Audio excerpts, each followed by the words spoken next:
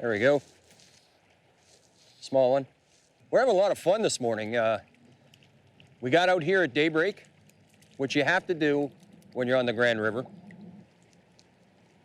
There we go.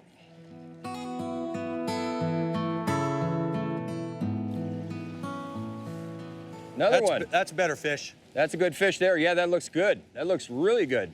Right about there. There we go. Yeah. I just felt, that's a decent fish, Rob. That's a decent fish. Now this is what we've come for. There we go. Awesome. Now. They're pretty fish. Pretty fish. Nicely done. Thanks, Bill. Nicely done. See what kind of sizes we're dealing with right now. It's said about trout fishing that 90% of the water is devoid of fish. So, where's the 10% that will hold trout?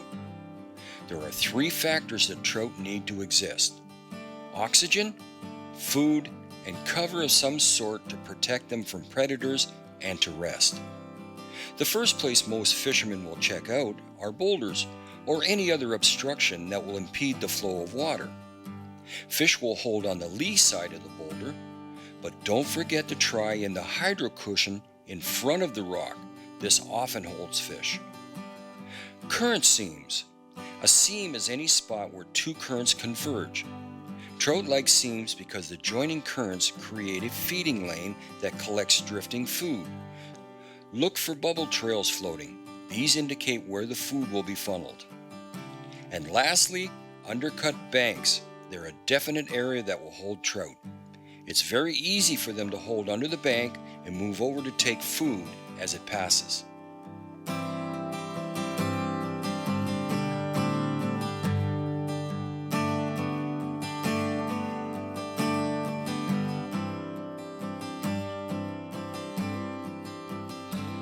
Another small stalker.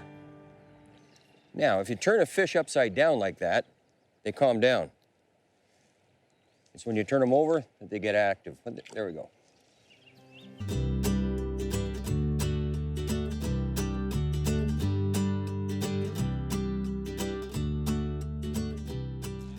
And there, wow, I just lost a big one. That was a good fish. That was a big fish. Oh my goodness. Oh, I saw I that. seen him roll.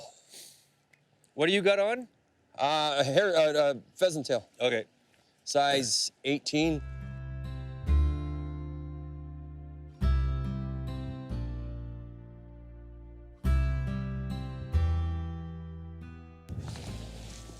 Okay, yep, wow.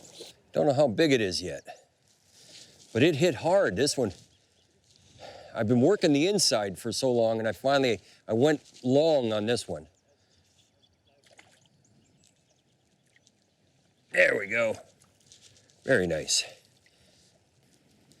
This is probably the average fish for the Grand River. That'd be an average. We have them much larger. We've had them even as high as 28 inches out of here. Myself, I've personally caught them up to 22. When they're on, they're on.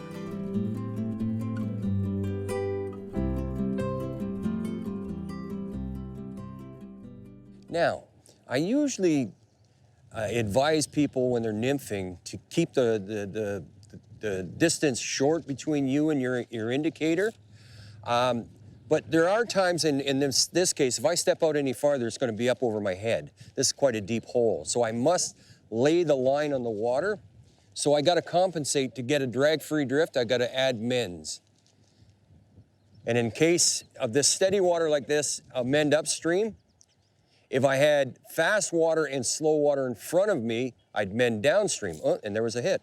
But I'll show you here. I cast out. The line is starting to bend down below my indicator. I lift up the line and put it above the indicator like that. We got a steady stream here, so that mending upstream is what I want. Now it's starting to go a little bit below the indicator again. I just mend it up again. You'll get a drag-free drift. What I'm trying to imitate is mayflies, and they don't swim very well. They whatever way they move in the current looks natural. If there's any drag, the fish will reject it. That doesn't look natural, like food to them. If it's tumbling naturally in the current, they're gonna eat it. Okay, fish on. Yeah, right at the end of the pool. But right at the very end of the pool, I was swinging out of it. That's an important piece of advice I can give you. Let it dangle a little bit. A lot of times the fish will follow it around, and when it starts to lift up, it's like an emerging bug, and they'll go up and grab it. So give it just a second on the swing around. Over top of the net, and then just lift up. That's all you got to do. Now, that's not a bad. It's a good average fish. It's a good average fish for the Grand River. These are all bug-fed brown trout.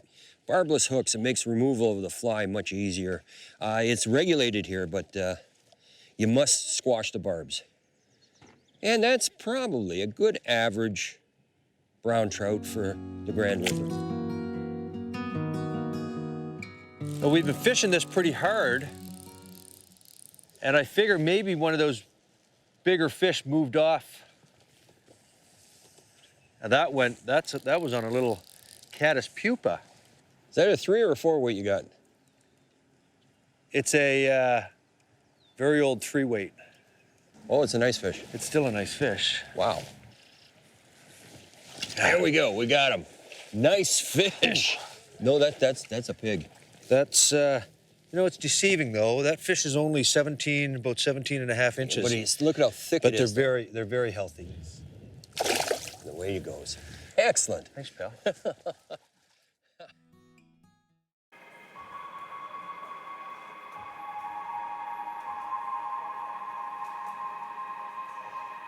This video is brought to you by Fish USA, America's fly shop.